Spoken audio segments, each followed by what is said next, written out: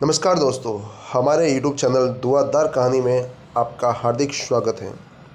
आज हम सुनते हैं विक्रम बेताल की कहानी। तो चलते हैं दोस्तों कहानी सुनने के लिए। बहुत पुरानी बात है। धारा नगरी में गर्दभसेन नाम का एक राजा राज्य करते थे। उनके 4 रानियां और 6 पुत्र थे, जो सब के सब बड़े चतुर और बलवान थे। संयोग से एक दिन राजा की मृत्यु हो गई। उनकी जगह उनका बेटा शंख गद्दी पर बैठा। उसने कुछ दिन राज किया, लेकिन छोटे भाई विक्रम ने उसे मार डाला और स्वयं राजा बन गया। उसका राज्य दिनों दिन बढ़ता गया और वह सारे जम्मू द्वीप का राजा बन बैठा। एक दिन उसके मन में आया कि उसे घूमकर सैर करनी चाहिए। जिस देशों के नाम उसने सुने थे उन्हें देखना चाहिए। सो वह गद्दी अपने छोटे भाई भर्तहरि को सौंपकर योगी बनकर राज्य में निकल पड़ा। उस नगर में एक ब्राह्मण तपस्या करता था। एक दिन देवता ने प्रसन्न होकर उसे एक फल दिया और कहा कि इसे जो भी खाएगा वह अमर हो जाएगा। ब्राह्मण ने वह फल लाकर अपनी पत्नी को दिया और देवता की बात भी बता दी। ब्राह्मणी बोली, हम अमर होकर क्या करेंगे? हमेशा भिक्षा मांगते रहेंगे। इससे तो मरना ही अच्छा है। तुम इस फल को लेकर राजा को दे आओ और बदले में कुछ धन ले आओ। यह सुनकर ब्राह्मण फल लेकर राजा भर्तहरि के पास गया और सारा हाल कह सुनाया। भर्तहरि ने फल ले लिया और ब्राह्मण को 1 लाख रुपए देकर विदा कर दिया। भर्तहरि अपनी एक रानी को बहुत चाहता था। उसने महल में जाकर वह फल उसी को दे दिया। रानी की मित्रता शहर कोतवाल से थी। उसने वह फल कोतवाल को दे दिया। कोतवाल एक वेश्या के पास जाया करता था। वह उस फल को उस वेश्या को दे आया। वेश्या ने सोचा कि यह फल तो राजा को खाना चाहिए। वह उसे लेकर राजा भर्तहरि के पास गई और उसे दे आया। भर्तहरि ने उसे बहुत सा धन दिया, लेकिन जब उसने फल को अच्छी तरह से देखा तो पहचान लिया। उसे बड़ी चोट लगी, पर उसने किसी से कुछ नहीं कहा। उसने महल में जाकर रानी से पूछा कि तुमने उस फल का क्या किया? रानी ने कहा, मैंने उसे खा लिया। राजा ने वह फल निकाल कर दिखा दिया। रानी घबरा गई और उसने सारी बात सच सच कह दी।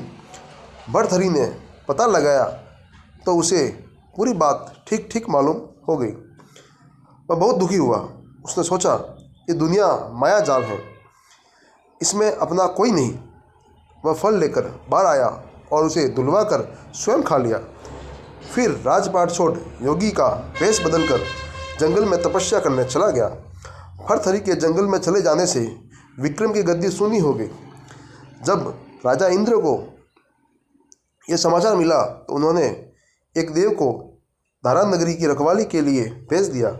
वह रात दिन वहीं रहने लगा। भर्तहरि ने राजपाट छोड़कर वन में चले जाने की बात विक्रम को मालूम हुई तो वह लौटकर अपने देश में आया। आधी रात का समय था। जब वह नगर में घुसने लगा तो देव ने उसे रोका। राजा ने कहा, मैं विक्रम हूँ, यह मेरा राज है, तुम रोकने वाले कौन होते हो? देव बोला, मुझे राजा इंद्र ने इस नगरी की चौकसी के लिए भेजा है। तुम सच्चे राजा विक्रम हो तो आओ मुझसे लड़ो। दोनों में घमासान लड़ाई हुई। राजा ने जरा सी देर में देव को पछाड़ दिया। तब देव बोला, हे राजन, तुमने मुझे हरा दिया, मैं तुम्हें जीवन दान देता हूँ। इसके बाद देव ने कहा, राजन, एक नगर और एक नक्षत्र में तुम 3 आदमी पैदा हुए थे। तुमने राजा के घर में जन्म लिया, दूसरे ने तेली के घर में और तीसरे ने कुम्हार के घर। तुम यहाँ का राज करते हो, तेली पाताल का राज करता है और कुम्हार ने योग साध कर तेली को मारकर शमशान में पिशाच बना सिरस के पेड़ के नीचे लटका है। अब वह तुम्हें मारने के फिराक में है, उससे सावधान रहना। इतना कहकर देव चला गया और राजा महल में आ गया। राजा को वापस आया देख सबको बड़ी खुशी हुई।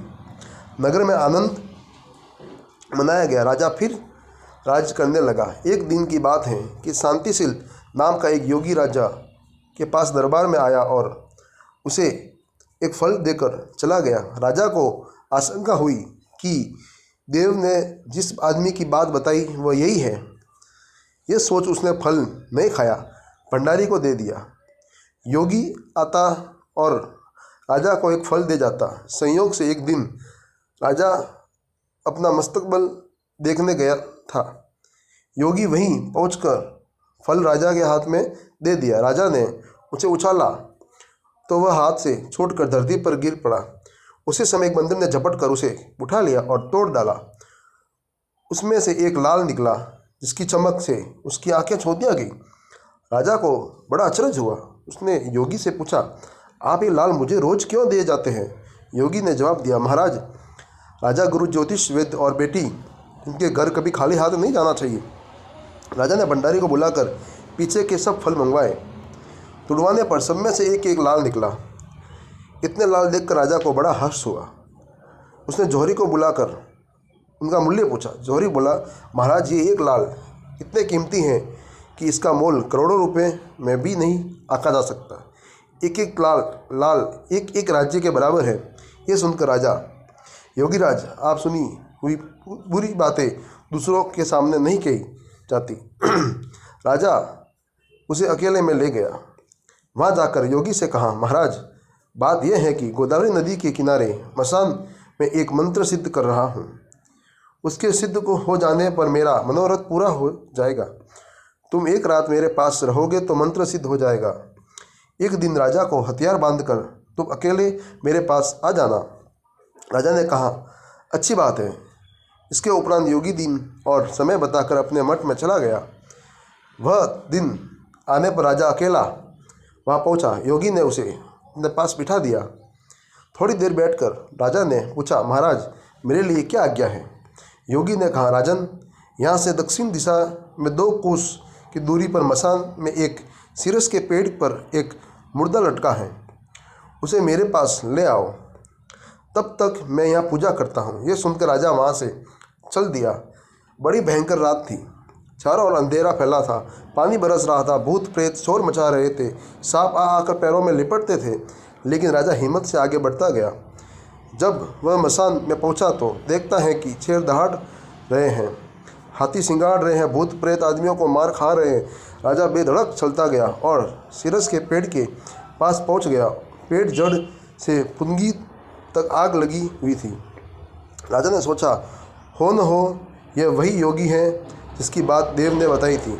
पेड़ पर रस्सी से बंधा मुर्दा लटक रहा था। राजा पेड़ पर चढ़ गया और तलवार से रस्सी काट दी। मुर्दा नीचे गिर पड़ा और दहाड़ मार मार कर रोने लगा। राजा ने नीचे आकर पूछा, तुम कौन हो? राजा का इतना कहना कि मुर्दा खिलखिल कर हंसने लगा। राजा को बड़ा अचरज हुआ।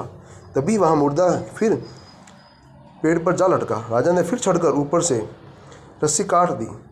बता तो कौन है? मुर्दा चुप रहा।